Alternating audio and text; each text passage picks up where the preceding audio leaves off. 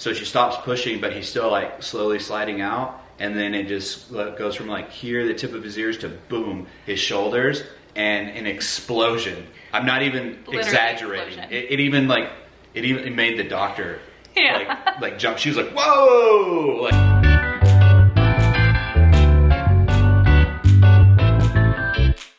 Hey guys, and welcome back to my channel. In today's video, I'm going to be sharing our birth story. Finally, I'm very excited to finally sit down and film this video. Oh no, what's wrong? What's wrong? He's been so content. He's been so content. Benjamin is 3 weeks and 1 day old today, so... Is he really? Yeah. Time's flying by, and I want to film this before we forget the details. And I have Ty here with me too, so he can help me, because I feel like our birth went really well, but it's definitely a story, and like everybody's birth, I feel like all births are always an interesting story, but it was way different than our first in all sorts of ways. Totally different experience, and I'm excited to share it all.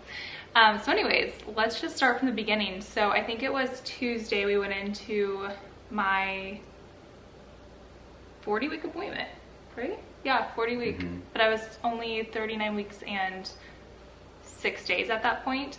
But that day, I believe I was in early labor or prodromal labor. Not entirely sure if they're the same thing, but I definitely was having like real contractions. I remember vlogging that day and telling you guys all about like the contractions and all of that. And so we went into our appointment, and our doctor was like, well, what did he say? He said, he said, I'm not sending you home, but if you want to go home for a little bit and then go to the hospital. Yeah. Basically. So that's what we did. Also he had checked me that day, and I was dilated to a 4, and I was like, I don't know, 75% effaced or something like that. So the contractions were real contractions. My body was dilating, and we thought that was it. Yeah, we thought we were having a baby that day.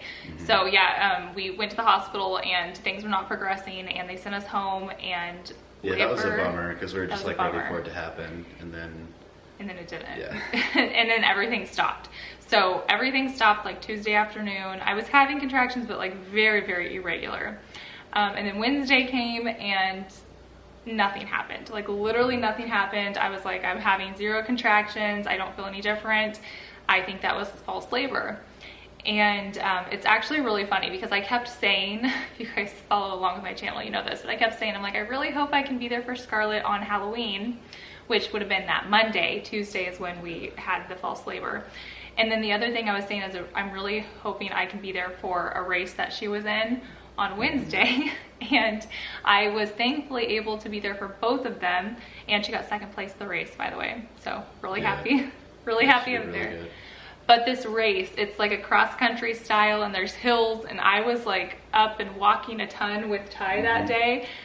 We were like chasing her around the course, and I feel like maybe that played a part in it, because that... Well, that night... Oh yeah, hold on. So, was it...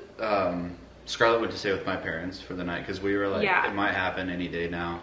And we were but in the back of my mind, I was like, maybe it's not going to happen. I don't know. But I was kind of thinking it wasn't. Yeah, so his in-laws were like, just let us keep her tonight too, just in case.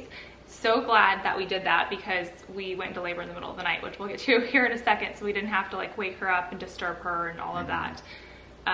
But yeah, that evening, that Wednesday evening, the night before I went into labor, we went on a long walk. We did. We went on like a almost 2-mile walk, I think. Yeah. And it was just like walked our neighborhood. Yeah. Took our dog. And it was like slightly raining. It was so nice. Yeah, it was very nice out. Yeah. So I had done that walking. It was like chilly, but it was like a nice cool, light jacket weather.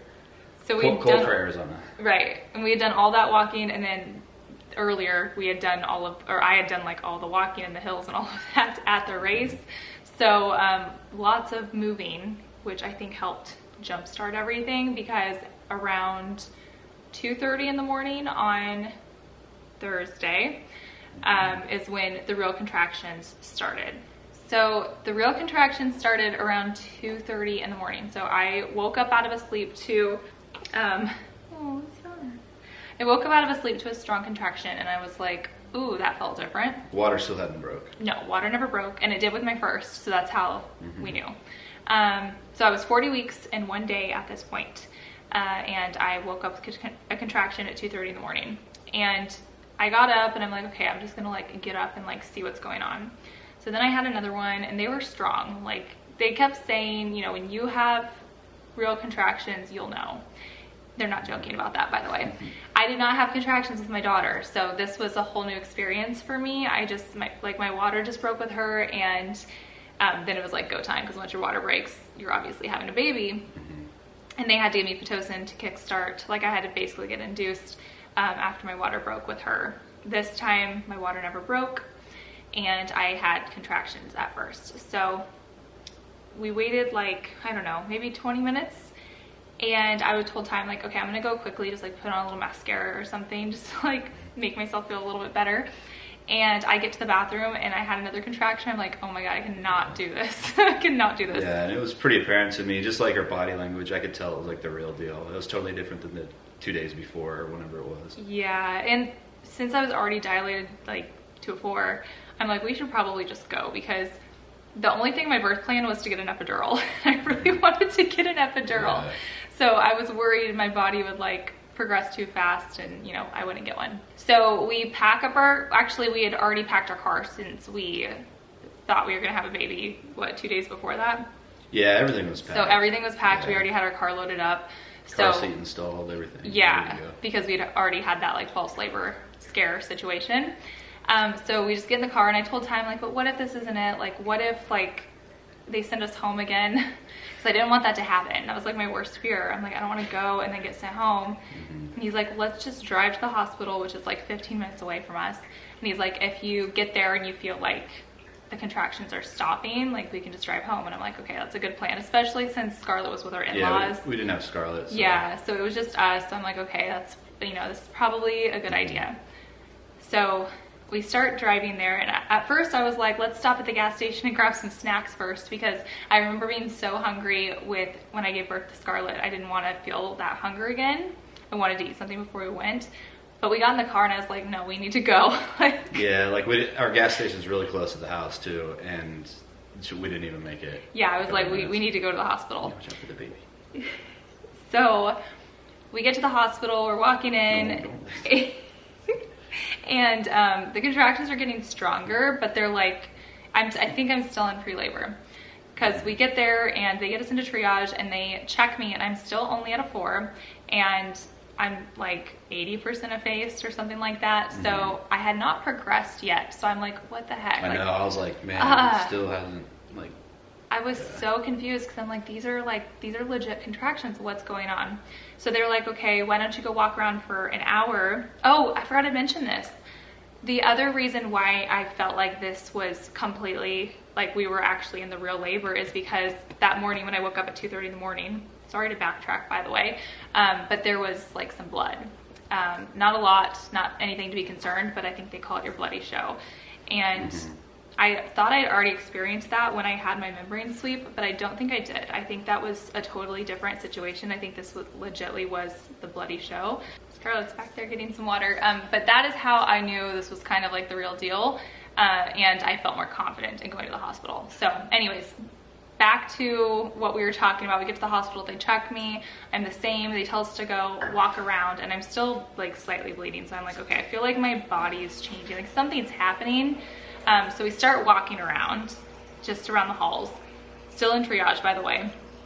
And that is when the real labor kicks in fast, like 0 to 100. We were walking the hallways of the, what do you call it, the pregnancy, the hospital. Labor and delivery. Yeah, labor and delivery. Or whatever. We're walking the hallways, and she has to stop. Like, I was timing them just with my phone, and I forget. It was like one every couple minutes, and it was like she couldn't like hardly stand. Like she had to like grab the railing on the side of the wall, and it was like pretty much wincing in pain. It was back labor. Yeah. It was all back labor, and back labor is terrible. So every time I'd have a contraction, Ty would have to apply pressure onto my back, and it helped relieve so much pain, like so much. But the back labor is no joke. I didn't feel any contractions in my stomach or anything like that. It was all in my back. And Ty said, like, when I'd have a contraction, hey, baby, do you want to come sit with us? Okay. Maybe it was in my head, but I could feel her, like, lower spine, like, bulging out. Like, I could feel the pressure. Oh, my God, it was like, terrible. And so I was just, like, putting all my weight into it. It was terrible. So we get back to triage and I'm like, okay, like this is it. And I think my nurse at that point can tell, like, okay, she's in real labor. Like they can tell when you are actually in like real labor. And so the only thing that was like helping me is when I had a contraction was to be like on all fours and like I'd hold on to the railing of the bed, or I'd stand up and sway or something like that. Like I just had to be like I had to be moving around. I could not lay down. Like I had to be, I don't know, like on all fours or whatever. Yeah, and they had me, the nurse had me, you were on all fours and I had like a blanket, like a sheet. Oh, that's right. Like kind of bundled up and I was like shaking your butt. Yeah, trying to get him in a better position. Yeah, to get him in a better position and to help. Like it helped a lot too. Yeah. It helped a lot, but Ty had to do some work too. Yeah, they put me to work. It's really hard in my position. You know? Like I was just... So that happened, like the real labor probably kicked in around what would you say, like 4:35? We got there at like 3:30 and they told us to be back in triage at 4:30. I honestly don't remember. It's all kind of a blur. I think around 4:35 is when like things went from 0 to 100. So we get back to the triage room and we're like, they're like, okay, well, we're gonna keep you. And I'm like, okay, well, can I get an epidural? Because like I'm ready. And she's like, I'm gonna go ahead and order it for you. And they started IV of fluids and they could tell like my body was progressing so fast. So she actually put the clamp on the bag. Oh yeah, yeah. Do you remember that? Because they have to give you a certain amount of fluids before you get it. Before you can get your epidural. So they put like a pressure pad she did that like really forces the IV fluid down. Mm-hmm. And so you're getting like, yeah, your veins are getting force fed. Saline solution, because it went down pretty quick. Thank goodness it did, because I barely made it to get the epidural. Yes, I got it. So she comes in and she goes, okay, I have good news and I have bad news. And I'm like, well, what is the bad news? She's like, well, the bad news is we do not have a room for you. So we're in triage. So we're in triage. So I'm like, okay, well, what's the good news? She's like, the good news is we can get you an epidural. And I'm like, okay, well, I'm just glad it's not the other way around. I'd rather not. For real. I was like, at that point, I was like, I'd rather give birth in triage and get an epidural than not get an epidural and give birth in a room or whatever. So anyways, we're in this small room in triage and the anesthesiologist comes in probably around like 7, a little after 7, I'd say. And I think that's about right. So yeah. And he gives me the epidural. Well, I hadn't been checked yet either. Because the way we were in the triage room, like we had this little section of this room. No one else was in it, but the way I don't know what you call it, the curtains close, you know, like in hospital rooms, we just had this little section. So we had like a little nurse's station with the computer and stuff. They monitor like all your vitals and stuff like that. And then we had the bed that you're laying on, and then I was sitting just in a little chair next to it. And that's pretty much all the room we had. Yes, and then very small. Then when the anesthesiologist came in to give her epidural, he's like, I need you on that side sitting down, like on the other side of where the nurse was. So, but there's no room. There's no room. And I was asking him, I was like, oh, is it because like a lot of husbands pass out? And he's like, yeah, exactly. Because I guess like they've had that issue where, guys, husbands will watch their wife get an epidural and they'll be standing and pass out and, then they have to tend to you too. Yeah. So I had to like, the nurse helped, but we had to like move the IV and everything to get the chair so I could sit down on the other side. It was, and I kind of wanted to watch it for once. Like I don't like that stuff, but I wanted to see how it worked, but he didn't let me. And so when the anesthesiologist came in for the epidural, you have to sit up, and I'm like, I can't sit. Like I can feel him. Yeah, with the back labor and everything. I felt like I was like squishing him. Like I was really having trouble sitting down, but I'm like, okay, I've got to like push through and do this because this back labor is no joke. But they finally, they got the epidural put in. Everything was great. And I hadn't been checked since I was checked when I first got there, by the way. Oh wait, no, they did check me. They checked me after I'd walked the halls for an hour and I was at a 5 and 100% effaced. Yeah, so went from a 4 to a 5 and like, okay, at least it's progressing somewhat. We were hoping it would be faster. Yeah, so I hadn't been checked since then. But once I got the epidural, they laid me back, and my nurse came in and checked me, and she's like, well, you're at a 9, time to call the doctor. Yeah, it's like game time. And I was like, what? Yeah, like, I looked at time, I'm like, wait, what? She just finally like, she was like in so much pain. Yeah. And then all of a sudden, you know, the epidural kicks in. Yeah. And then you're kind of like relaxing, and then I mean maybe that's what I don't know. I don't know how it all works, but the thing is, they walked in, it was like game time. You're at a 9. I think I was already at a 9, and I think I barely got the epidural. I don't think had we waited any longer, I would have been able to get it, because I think like once I was sitting up to like actually get the epidural, I feel like I was about ready to push. So and keep in mind, water still hasn't broke yet. My water hasn't broke. We've got a story for this. There's a reason. It gets good. So yeah, they called the doctor, and the nurses are coming in. They're like, are we doing this in triage? And everybody's like, yeah, we don't have any rooms. No rooms, yeah.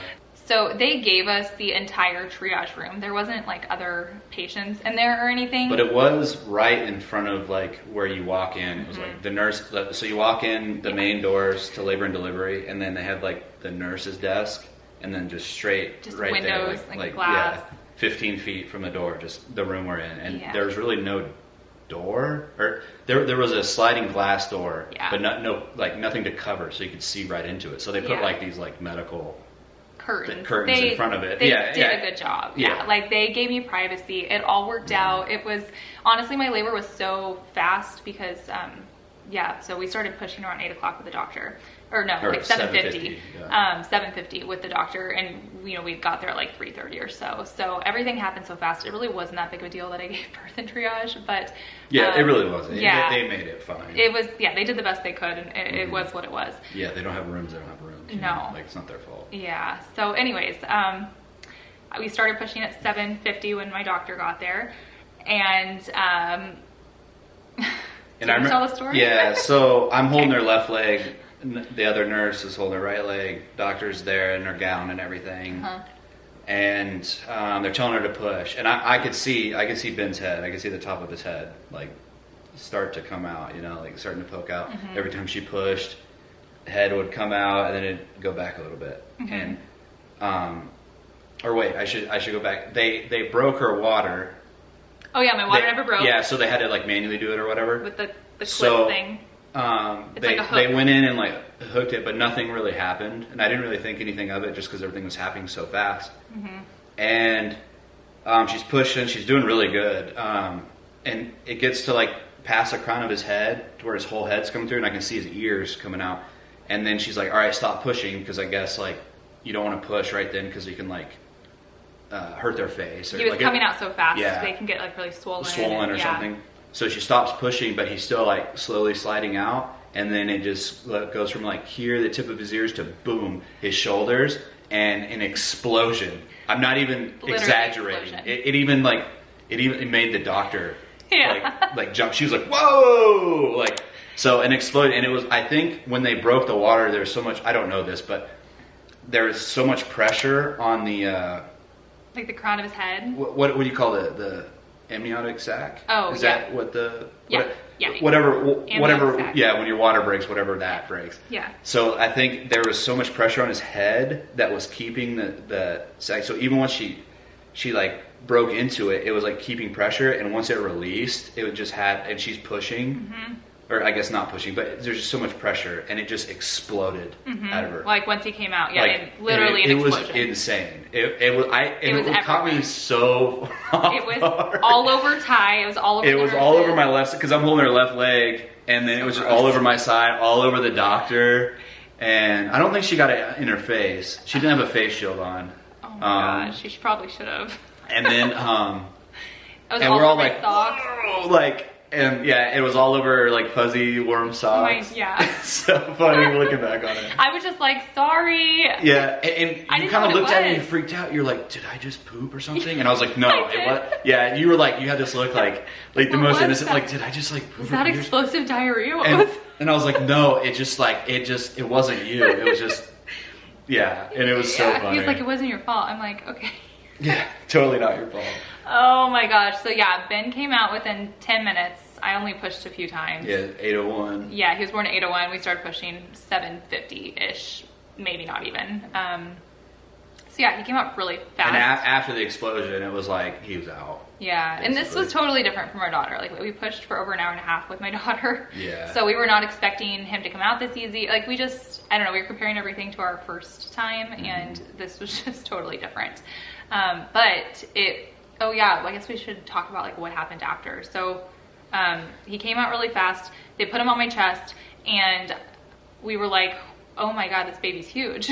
Like, wait, what? Yeah. How big is this baby? Because the nurses were like, probably like 8 pounds or so, or something like that. And we had been told like all throughout pregnancy that he was measuring like average. Yeah, like not big. So we expected like 7. He was born 9 pounds, 8 ounces. Yeah, he was a big boy. He was a big boy. So I'm like, he even came out with like now he's back to over his birth weight. But yeah. He's got the chunk to him. Yeah, he was huge. Yeah. So I was a big baby. I was 9'12", I think. So I think he gets it from me. Scarlett was born she was 7 pounds, 13 ounces, but she was born 2 weeks early. So she probably would have been similar if she came at 40 weeks. But anyways, he was huge. Yeah. And so they put him on my chest. He's doing great. It was the coolest experience. Like, there's something about when they put that baby on your chest for the first time, and okay. You start crying? Yes, I'm sorry. It makes me so emotional. God, it's just like, I want to relive those moments every day, like for the rest of my life. It's the best. Yeah. But apparently I started bleeding really bad, and I had what's it called? A hemorrhage? Yeah. Hemorrhage? So I noticed after the explosion, after they put Ben, on her chest, I was paying attention to Ben, we're like crying and everything, Good. Okay, I just had to restart my camera because we're running out of space. I think we're good. I don't know, what were you talking about? Oh, I was just saying, I noticed all the blood, yeah. And I'm pretty sure the nurse was like asking the doctor, do we need to go get blood, like stay on top of it, whatever. But the doctor was like, no, we're good. And they're trying to get like the amount of blood that she had lost, but because of the explosion and everything was just mixed together. So they weren't really sure like the levels and everything. But so they gave her some type of, they give you Pitocin afterwards, and then some other weird. Like the hemostat. I don't even know. I have no idea what it is. But the Pitocin was to get her uterus to clamp down, like contract and clamp down, because the bleeding was inside. And then they gave me a shot in my leg or something, and then they made me take some oral medication I had to like keep in my cheek. Like a longes or something. Whatever they call it. What are the longes is? I have no idea. I can't pronounce that, I don't know. I have no idea, but I had no idea really what was going on or the extent of what was happening until like later. The doctor wasn't concerned, so I wasn't like freaking out, but I was a little freaking out like under the surface, but I was like trying not to like scare you. It was so much blood that you saw. Yeah. And I didn't really see any of it except like I looked at my doctor's shirt and it did look like a murder scene. But they said that sometimes the placenta, like the way it was attached to the arteries or however it works, is connected inside the uterus. So that was scary, but. And I did tear like internally, but not externally. So I did have a lot of stitching, but I don't really know. Like, I don't know what the extent was. I have no idea. Like, I didn't really ask. I don't really want to know. But I know I did have quite a few stitches, which I'm all healed now for the most part. So it really wasn't that bad. I'd say like day 2 of recovery was probably the worst. But I did have stitching, but I didn't tear or have an episiotomy or anything. But an episiotomy? I have one with Scarlett, so it's when they cut you. Oh, remember that? Yeah. You saw that happen? I saw that with my own eyes. Yeah, so. And I don't like medicals. Yeah, he was like, I just looked down and they just like snipped you. Yeah, just straight up. Well, the doctor was like, because she was pushing for so long with Scarlett, and the doctor finally was like, we're getting this baby out. And I was like, oh, like what? Like, I didn't know, like, I was like, you could just do that? Like, yep. So that, we didn't have that experience this time, but I did have tearing, which is expected when you push out a 9 pound, 8 ounce baby. So, and he was 21 inches long. completely healthy, passed all of his testing. He was great. He was doing really well. The only thing we had to deal with was a lip tie and a tongue tie, which are pretty severe, but we got those released, and he's been doing so well with nursing and breastfeeding. He loves it. He's very content and happy when he is eating, and we're just so grateful that he's so healthy. And I'm trying to think, like, once we gave birth, we were stuck in triage until like 1 or 2 o'clock, I'd say. Anyway, so out. Right? Didn't we get a room around like 2 o'clock or something? Yeah, it was shortly after. It was right before Scarlett got out of school, I think. So probably around 2-ish. Yeah, I'd say 1 or 2, probably. So we finally got a room. We get to our room. They do all the newborn testing and all of that. He passed everything. Oh, you didn't talk about your teeth chattering? Oh yeah, sorry. I guess that's pretty common. Yeah, so when you get an epidural, like for me, I get the shakes. I did with Scarlett, and I did this time as well, and it was so bad. That was probably the worst side effect I had. Yeah, just super cold and like shivering. Oh my gosh, her teeth, so she cold. couldn't talk. Yeah, this was back in triage, so backtracking again. But after like they'd stitched me up and everything and cleaned me up and moved me beds and brought me food, I was just sitting there with like Ben on my chest, and I was just shaking, and Ty was trying to talk to me, and I'm like, I can't talk to you because I feel like I'm gonna bite my tongue if I start and her talking. lips were like, I've never seen lips so blue. Like it looked like you were like hypothermic. Like, and he was worried because I lost a lot of blood. So yeah. he was like, is she going into shock, or what's going on? But I really think it was just, maybe from the blood loss, but I think it mainly was because of the medication I was on. Yeah, it's probably the epidural. It's probably most of the medication, but yeah, exacerbated because of the blood loss. But it lasted for like an hour, and I'm talking like uncontrollable shaking. Yeah. And I have never been so cold in my life. I remember they brought me breakfast, and there was a coffee, and I just like started chugging the coffee because it felt so good because it was so hot. And apple juice. Oh my gosh, apple juice tasted so good. She wanted all the apple juice. I had to bring all the apple juice. So funny because I don't even drink apple juice, but after birth, like the first like things you eat are just so good, so delicious. And they brought me apple juice, and that was like the best thing I've ever had. I just chugged it, and I probably drank like 6 cartons of apple juice. Yeah, at least. So good. And then when we got home, I went and got apple juice. I don't think she ever touched it. No, I didn't want it. It didn't hit the same as it did in the hospital. Same as that hospital apple juice. So that happened. And then we went to our room, and then we did all the testing. We stayed the night that night, and we went home the next day. We were there like longer than normal because they had to do a ultrasound like where his tailbone is. Just because he was so chunky, I think that like the folds in his skin, they had to make sure that like the skin grew all the way around, like where his spine would be, like right at the base, like tailbone or I don't know. It was like a preventative. Yeah, like but they just wanted to roll and it something took forever. We were waiting forever, but the hospital was great. But so we didn't get to leave as early as we'd wanted, so we were waiting on that. But we're like, maybe we'll get to leave early afternoon, and then maybe we'll get to leave at 6 p.m. Friday night. And then like I came back and it was fine. Yeah, it was fine. They're like, we just making sure. And because he was born so big, they did blood test, like a blood sugar, basically. It was a blood sugar test every 4 hours or something? No, 12 hours. I thought it was 6 hours. 6. I think it was 6. I don't remember. They did it quite a bit, so they had to prick him like on his foot. His foot, just to make sure like everything was fine, and he was fine. Like he's a big baby, but I think it's genetic. I really do. So he was good with that, and then we got to go home, and I can't believe that was 3 weeks ago because it feels like it was eternities ago. It does, right? Yeah. But we've just been like in newborn bliss. We like don't put him down ever, which is not a bad thing, but also. Well, and her parents were here for a while, so her mom was here for a couple of weeks almost. Yeah, my parents just left this morning. We were all fighting over who could hold the baby. He's just been held for the past 3 weeks. I'm not even joking. Except at night. He's sleeping really good at night in his bassinet. That's like the one time where we put him down. Yeah. So he's doing so good. He's such a sweet, content, happy, chill baby.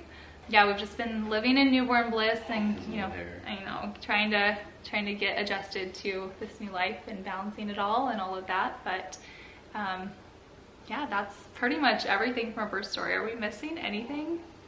I don't think so. We've hit everything. We got lucky. This is random. So I noticed when we left the hospital, when I turned our car on, okay, it's like push button, uh-huh, it like started real slow. Oh my gosh, yes. And then the next day, and we got home fine and everything. Yeah. And then the next day, I wanted to take Scarlett out because we hadn't seen her, and we wanted to make sure we're giving her, you know, plenty of attention. Right. New baby, big adjustment for big sister. Yeah. But she's doing great. Yeah. So I wanted to make sure I was going to take her to get like shaved ice and some other stuff. But we got in the car, or we went to stop the gas station to get gas, and then it didn't start. Yeah. So I'm like, what if that was like, you know, what if we were getting ready to take our baby home and then the car didn't start? Yeah. I mean, we would have been fine, but you know, my parents would have helped us. Yeah. But I was like, man, that would have been a bummer. So it was like first day home and our car's dead. Yeah. So But everything worked out. it worked out. Yeah. It was fine. But yeah, Ty was like, what if that would have happened when you were in labor? Because that would have been terrible. Yeah. I mean, Well, we have another car, vehicle, but yeah. Or at the hospital, I guess. I don't know. But yeah, at the hospital, that would have we were been just a bummer. laughing about that. I want to take our baby home. Yeah, because we've been waiting all day to like be discharged, and then And that's like the got best discharged. feeling is when you can best. finally leave the hospital and bring Yeah. your baby home. So. Yeah, it was. I'm biased, but he's pretty perfect. He is. He is. So far, he's been like very chill. He's so He's chill. a cuddler. He's a cuddler. He just likes to be held. He likes to And he's drink curious his milk. too. He's he curious. really likes ceiling fans. He loves I mean, ceiling most fans. kids do. But Yeah. He likes to stare. Yeah. We set up the Christmas tree, and he really likes the lights. He'll He just likes- sit there and look at them. He likes crinkly noises. Mm-hmm. He gets a little terrified when I do this. Wait, I can't do it. Like we can't He's tell like, if he "What?" likes it or not. Like his little eyes opened up. Like, why, Dad? But anyways, that is going to wrap up the birth story. Thank you guys for watching, and we are just so excited to have him here now. And there's going to be a lot of like day in the life videos coming up, so stay tuned for those. Hoping to start doing at least a video a week now after this video. We'll see you guys in our next one. Bye. Bye.